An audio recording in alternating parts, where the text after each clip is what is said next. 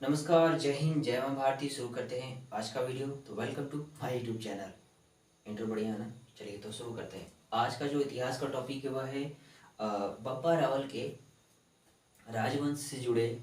आज राणा सांगा और बप्पा रावल का संबंध और उनकी कुछ उपलब्धियां, उनके बारे में, कुछ इतिहास के बारे में हम लोग इस वीडियो में चर्चा करेंगे।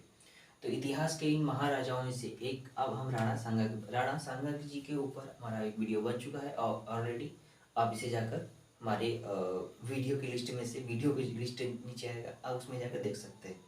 शुरू करते हैं आज का वीडियो। आज का जो वीडियो है वो है बप्पा रावल के वंशज। और सबसे बड़ी बात है, राजा गुहिल के मृत्यु के 191 वर्ष के बाद फिर गुहिल वंश का संस्थापक करते हैं बप्पा रावल। और बप्पा रावल के राजकाल में ही उन्होंने सिसोदिया राजवंश की विकास की। और सिसोदिया राजवंश के से ही जुड़े हुए हैं राणा कुंभा, बप्पा, उसके बाद राणा सांगा। उसके बाद एक हमारे और राजा थे बहुत ही फेमस, उनके बारे में आप लोग सभी जानते हैं, महाराणा महाराणा प्रताप। राजा महाराणा प्रताप। बप्पा रावल का जीवन काल शुरू होता है 12 अप्रैल सन 1484 को इनका जन्म होता है। और 30 जनवरी सन 1528 को इनका निधन हो जाता है। इनकी जो ताजपोशी मतलब राजगद्दी, जब मेवाड़ की इन्होंने राजगद्दी संभाली थी, तब इन्होंने 1509 में इन्होंने राजगद्दी संभाली थी। और 1528 में इनकी मृत्यु हो गई, मतलब उसमें राजगद्दी, इनकी शासनकाल उसमें खत्म हो गई थी। यह सिसोदिया राजवंश के, राजपूत वंश के, मेवाड़ के सिसोदिया राजवंश के राजपूत के राजा थे, और भी मेवाड़ राज्य के।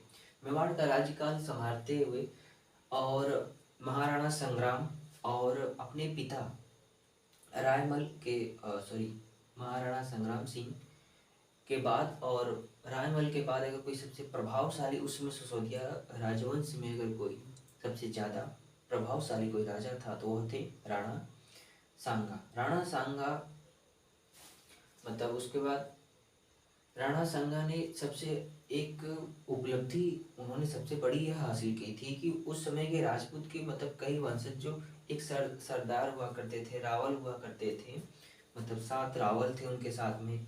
उसके बाद 104 पूरे सरदार लोग उनके साथ मिले थे, उनकी सेना में संगठित हुए थे।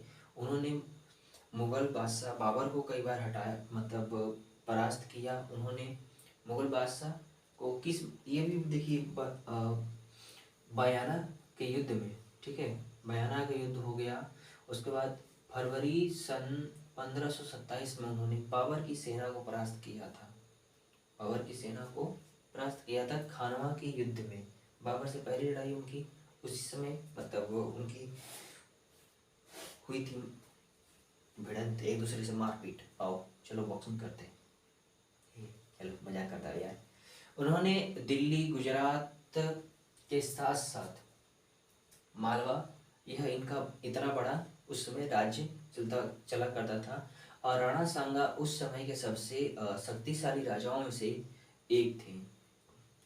राजपूतों ने बहुत मतलब एक विस्तारित रूप से उतना राज नहीं कर पाए, पर जितना विस्तारित रूप से भारत को बनाना चाहिए था उस तरह से राजपूतों ने नहीं बनाया। पर फिर भी उन्होंने लड़ाइयाँ कम भी नहीं लड़ी, उन्होंने बहुत सारी लड़ाइयाँ लड़ी। राजस्थान उनका मेन गढ़ था, और मेवाड़ उनका, उदयपुर मेवाड़ जो है उनका एक गढ़ था राजपूतों का।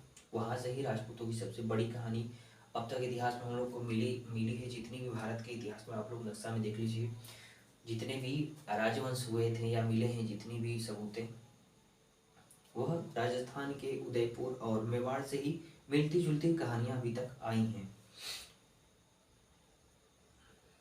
तबीयत नहीं से ना, थोड़ा सा ऊपर नीचे हो जा रहा है।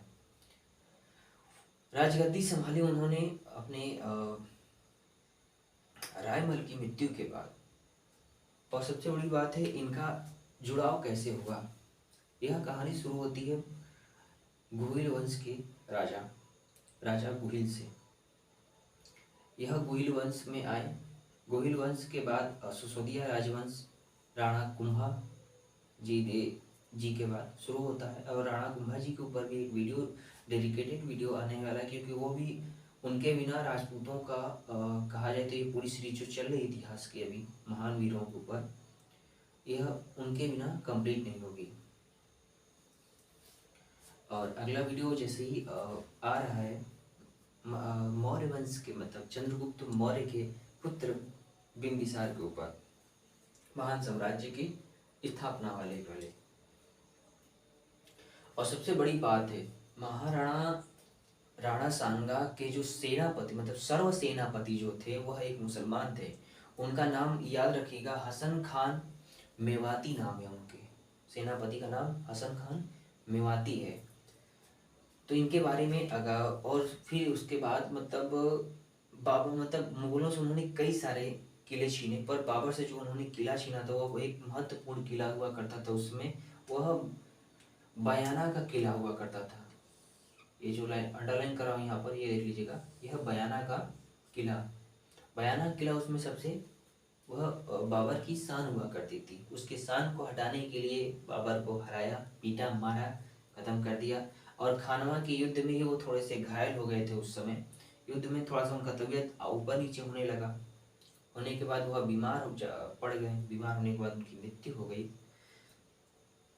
और इससे रिलेटेड वीडियो और सारे आएंगे आप लोगों के पास, तो प्लीज़ दोस्तों के साथ अपने शेयर जरूर कीजिएगा। वीडियो अच्छा लगे तो लाइक सब्सक्राइब जरूर कीजिएगा। और हाँ, थोड़ा सब्सक्राइबरों को थोड़ा सब्सक्राइब कर दिया कीजिए प्लीज़, मेरा भी मन बढ़ेगा, मतलब मनोबल दृढ़ निश्चय होगा तो वीडियो और अच्छी बनाऊंगा।